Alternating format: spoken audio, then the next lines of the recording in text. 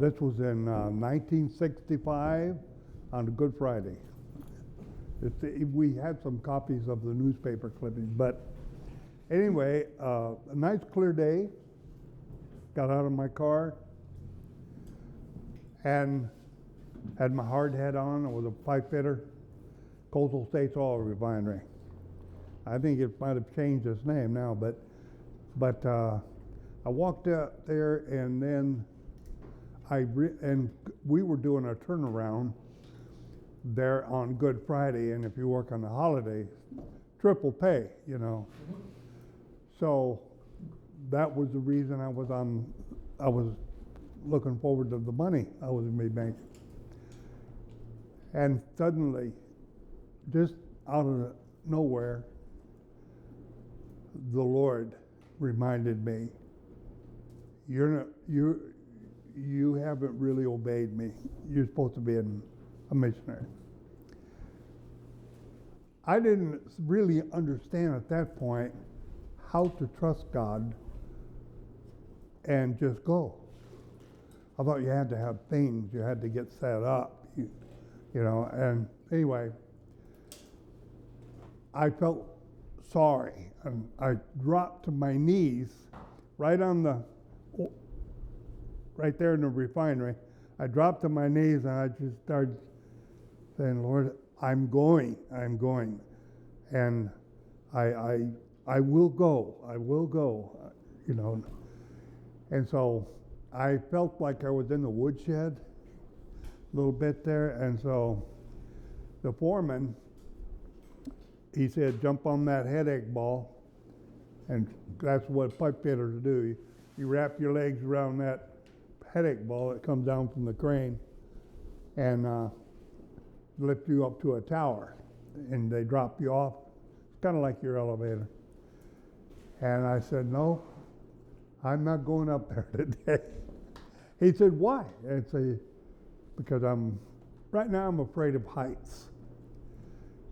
You weren't afraid of heights yesterday. What's changed? I said, well, I feel uncomfortable, and right now I'm a little fearful of going up there. He said, well, we can't put you up there then. Let's find something for you to do.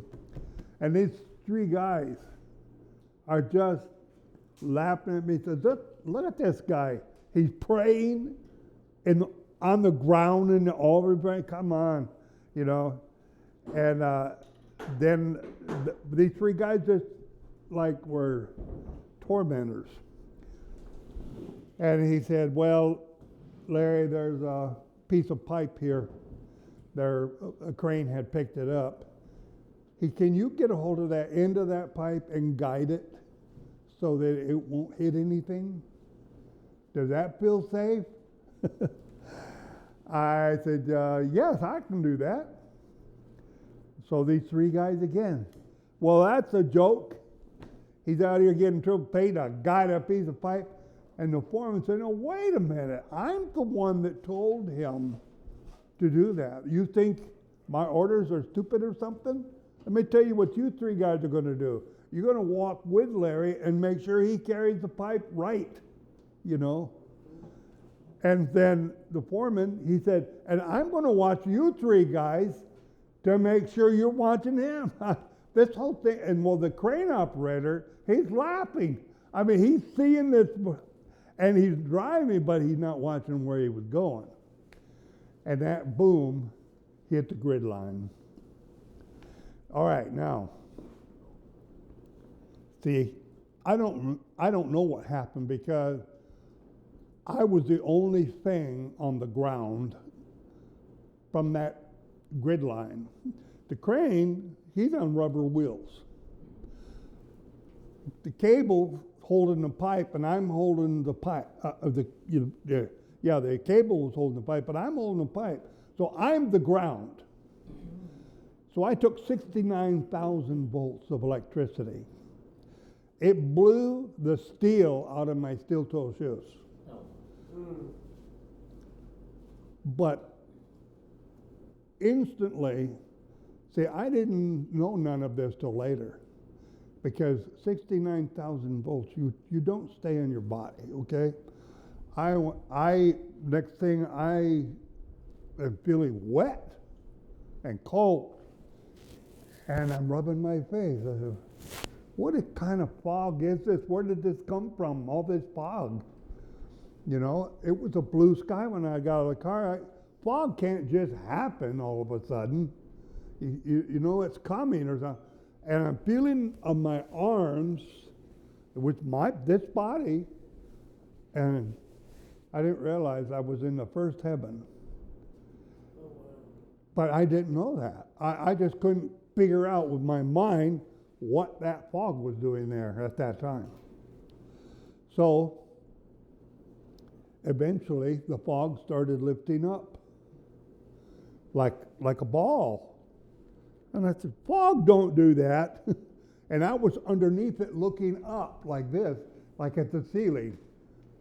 I said, what kind of fog is this? And the next thing you know, I shot from backwards back to the earth, back into this body. So I can just verify you go instantly into your new body. I thought that was this body because the Lord purposely made me wet and cool so I would feel my arms and I would feel my face. See? I really thought it was this body.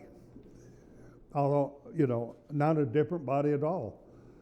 But when I got back to the earth, I ended up on my back on the ground, looking up at the clouds way up there, where somewhere up in there I was in those clouds.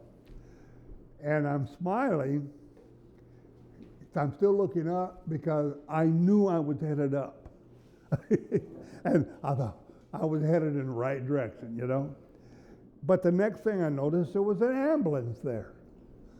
I saw 2 or 3 ambulances. I said, I'm just on the ground looking at them. I can't feel this body at all. I didn't realize my back was broke. I was burnt. And I said, somebody must have got hurt. There's 3 ambulances here. What had happened, that electricity came down. And when it got me, I sent arcs to those 3 guys. And the foreman. And all of them went down. So the newspaper, like 5 of us got electrocuted that day. And the foreman ended up, he didn't make it. He had a bad heart anyway, and so he died that day. But I don't know if it was that day. But now they're picked, huh? As a result of that. As a result of that electrocution. And then we get into the ambulance, and I am just now saying, Lord, you got to get me back. I could have had no feelings in my body. You got to give me my body back. I mean, you can't leave me like this. I now understand, Lord. All I needed to go was walk. I didn't need a special camper or anything special to be a missionary. I should have just went. And I just was repenting in the ambulance all the way to the hospital. I get to the hospital, and the doctor felt under my back. Everyone told him my back, and he just, whoa. He said, son, your back is broken in half just like a pencil. He said, there's really nothing I can do except take pictures of it and see what we can do, you know. And so he said, get him the x-ray right now. So they're taking me into the x-ray room. And I'm still just repenting, telling the Lord. It was a very personal conversation. And the nurses are, you know, they got me there taking pictures of me with the x-ray. And suddenly I felt like I'm laying horizontally, and I felt like oil in the top of my head. Just like someone would pour some olive oil right on my head.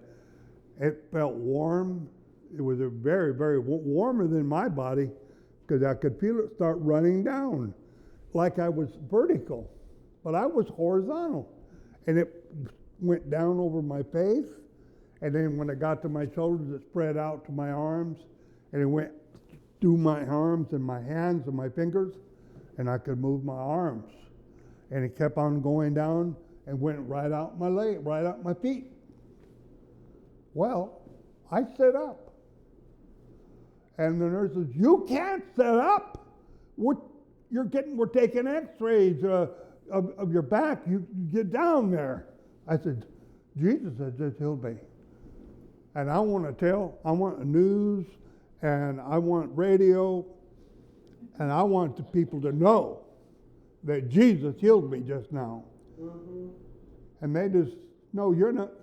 So they went out in the hall and got nurses come in, and they put me back down on that thing and strapped me down. They just couldn't get it, you know.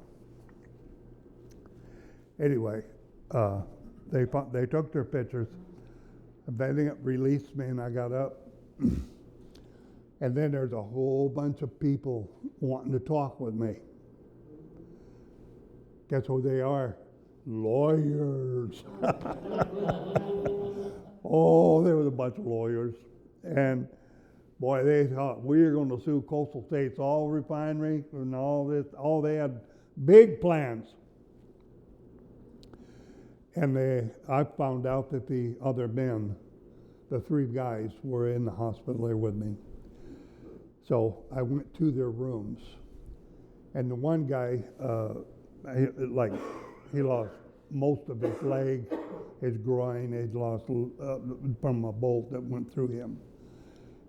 Just a young, newly married man. And when I got in his room, he started repenting. He said, "I'm so sorry. I'm making fun of you. I didn't realize you was a servant of the Lord, you know, and that you were a minister." And boy, it hit me.